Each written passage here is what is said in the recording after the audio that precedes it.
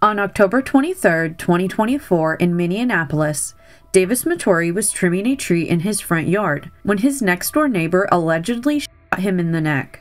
David Moturi trimming a tree outside his Minneapolis home Wednesday when, according to court documents, a bullet was fired from his neighbor's upstairs window. The bullet went down through my neck and then all the way back to my spine. Moturi told NBC affiliate KARE 11 he's also recovering from broken ribs and a concussion. Adding, the last 11 months since he and his wife moved in, they've been living a nightmare next door to John Shawshak. Court documents show the victim called police 19 times prior to the shooting for incidents including harassment, hate speech, and verbal threats. It also says Shawshak suffers from mental illness. Shawshak has been charged with attempted murder, but he is not in jail. Police allowing him to stay in his home because they say he's a threat to himself and others. The likelihood of an armed, violent confrontation where we may have to use deadly force with the suspect in this case is high. Police say Shawshak rarely leaves his home, and the department has not set an arrest date. We are not going to bust the door down, guns blazing, and get into a deadly force situation, but we will ensure the community will be safe. New video tonight shows this story is causing quite a stir at City Hall. That is a top cop clashing with a city council member behind closed doors. Tonight, the victim just wants something to be done about the danger next door. New video shows his neighbor dumping strange substances in his yard several times. Part of a harassment campaign that escalated to this. And less than 24 hours since we first showed you Davis Moturi getting shot right outside his home, a slew of new charges, including attempted murder, filed against next-door neighbor John Shawshak. Shawshak now with 3 warrants out for his arrest. WCCO's coverage prompted a response from 5 Minneapolis City Council members Friday. A letter sent to both the mayor and police chief saying, quote, "We are writing today in utter horror at MPD's failure to protect a Minneapolis resident." Police Chief Brian O'Hara. It's beyond disappointing. I did not receive one single phone call from an elected official asking for facts. In addition, the situation escalated in part by actions that were precipitated by the victim.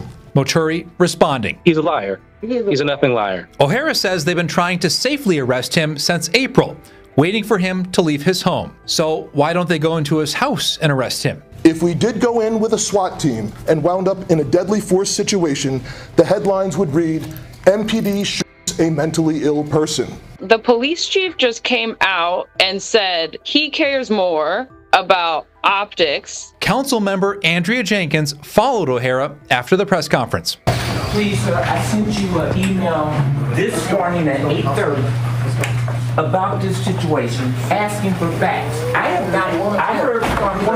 You have my phone number, you can call me if you want to talk. So you don't respond to emails? We have to take criminals off the street. So I'm not a police officer. I don't know how that gets done, but I know it needs to get done. You talked to Davis in the hospital tonight. How is he doing?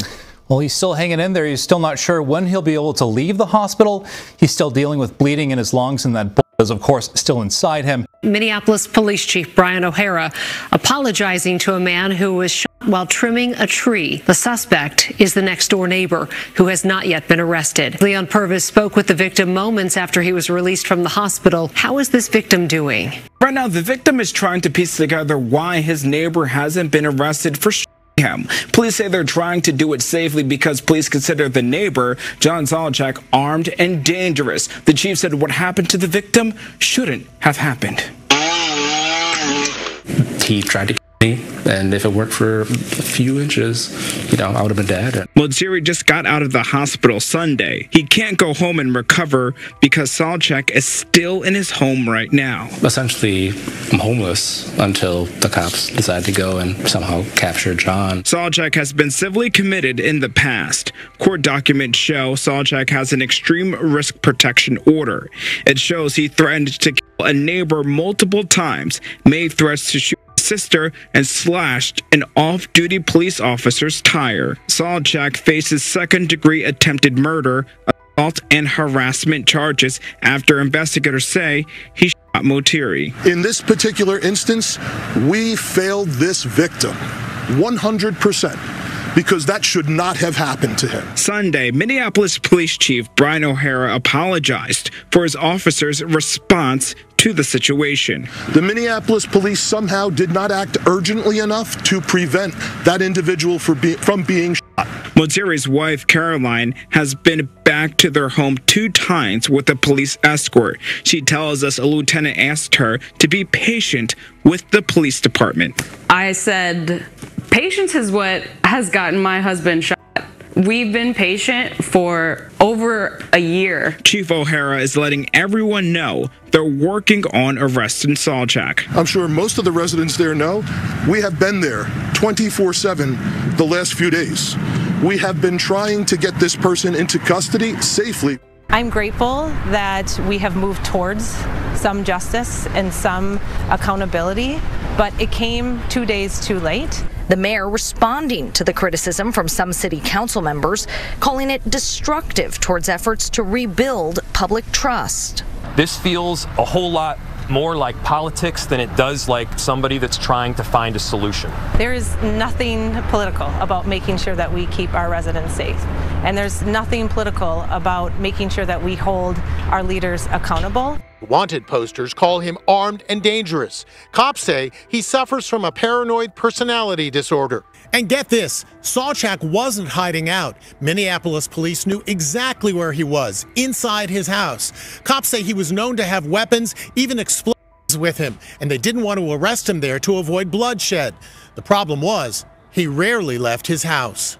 There is a heavy police presence outside a home in Minneapolis. Looks like police are looking to arrest a man who's a suspect in a shooting of his neighbor. We just arrived here moments ago. Heavy police presence here. They have the whole perimeter surrounded. Just take a look over my shoulder right over here. They just porched the person inside the home, the suspect, John Sawchak. They kept on saying that they are Minneapolis police and they have a search warrant and that he's under arrest. So they just broke the window. They're attempting to arrest him tonight. Again, this is the closest that we could get to the scene. The block is completely closed off. Everyone is here right now. There's neighbors here that heard the police speak over the microphones. They heard it from blocks away. Well, and this is just creating such an uneasy situation for the entire neighborhood since the man has been there in that home but has not been taken into custody. Early today, cops finally arrested Sawchak after a 5-hour siege. John Sawchak, you are under arrest. Take it through the rear door now and follow the commands of officers. A police vehicle called a Bearcat ripped out a window, and cops threatened to fire gas grenades into the house. That's when the 6'3" suspect finally surrendered. He's charged with attempted murder. Now cops are apologizing, saying they should have acted months ago before the shooting. Yes, we failed this victim.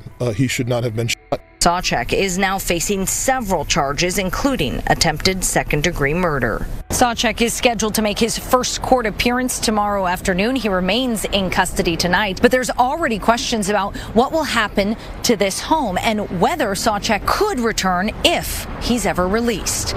Many were relieved the next morning when they learned the man inside, John Sawchak, did come out peacefully and no one was hurt. I just came by here to see, like, what does this look like? Because I heard it. Joe Goggins says this was the outcome he was hoping for. At the same time, he says many neighbors are still wondering why the arrest didn't happen sooner. He says Sawchak's name came up several times during the neighborhood's National Night Out event in August, and he says many of those issues have been going on for years. So there's this balance. It's like, way to keep the block safe in this particular situation, but could we have avoided the neighbor getting shot? And there it goes. Fellow neighbor Kimber Fisher recorded the police standoff on her cell phone, and she also wants to know why Sawchak wasn't arrested immediately. There's somebody who's very, very dangerous that needs to be taken care of, even if he is mentally ill. Something needs to be done for the safety of everybody else as well. And clearly they can do it in a safe manner. We did make an arrest. Mayor Jacob Fry understands the criticism, but he argues police had to create a plan that would keep everyone safe, and that takes time. But it was consultation with family members, with the psychiatrist, making sure that the negotiation team was there, making sure that we had every possible safety precaution to protect people in the surrounding neighborhood. And the next door neighbor here who was shot earlier in the week, is back home from the hospital. He is focusing on his recovery at this time. A warrant was issued the next day for John Shawchak, 54, but it wouldn't be until 5 days later when he was finally arrested. An MPD failed to act until the city council put pressure on them. Moturi was able to return home today now that Shawchak is in custody. Looking forward to being able to recover and safety and peace in my home. Davis Moturi and his wife pulling into the driveway of their home at last. How are you feeling? Relieved that John's finally where he needs to be. Sadly, I had to come to this after so many times of trying to get help. He says he was discharged from the hospital Saturday, but has been staying with a relative since. I couldn't come home because, the man who tried to murder me was next door. The cops didn't seem to be doing anything, so, disappointing. Next door, police still processing Shawchak's home after an hours-long overnight standoff. At about 1:24 a.m., he emerged from the rear of the residence and surrendered. Police Chief Brian O'Hara standing with Mayor Jacob Fry, defending why the arrest didn't come until a year after Moturi started calling police with concerns. This is an example of what de-escalation looks like and how we strive for everyday peacefully resolving situations. What we had tonight was an extraordinarily dangerous situation. You have an individual with mental illness, likely possessing firearms, with knowledge of explosive devices, and all this happening in a residential area. Our officers did this the right way. I'm still very upset about that. What the police did. And, I got a my back, my spine actually. Broken bones. Yeah. Terrible. Now, just within the last half hour, Chief O'Hara says he's ordered a full post-incident review into the department's efforts leading up to the shooting here. In a separate statement, the mayor says he supports the chief's decision. Today, John Shawchak faced a judge for the first time for second-degree attempted murder and other charges. He's accused of his neighbor Davis Moturi in the neck as he cut down a tree last week in his front yard. In court today, while arguing bail, Hennepin County prosecutor brought up that Shawchak had a civil commitment in 2016 that expired in 2017, and that 10 people had filed restraining orders against Shawchak in the last 15 years. The public defender saying he denies the current allegations against him and that he has no felony convictions. The judge gave Shawchak a $1 million bail with no conditions, or $600,000 with conditions that include, in part, a 3-block no-contact order with Moturi or his wife, which means he could not live at home. He also cannot have firearms. He would be on electronic home monitoring as well. Shawchak said he could not make bail and repeatedly asked the judge how he can file a restraining order against the Moturis, who, quote, keep coming on my property. He also accuses them of stalking him. His attorney explained to him now was not the time to discuss that. You're a vandal. Stay away from me. The victim in this case had filed 19 reports with Minneapolis police regarding Shawchak, Moturi even documenting some of the issues on video. Those reports included vandalism, theft, and threats of violence. Currently, Shawchak remains in the Hennepin County Jail. The community was outraged, as they should be.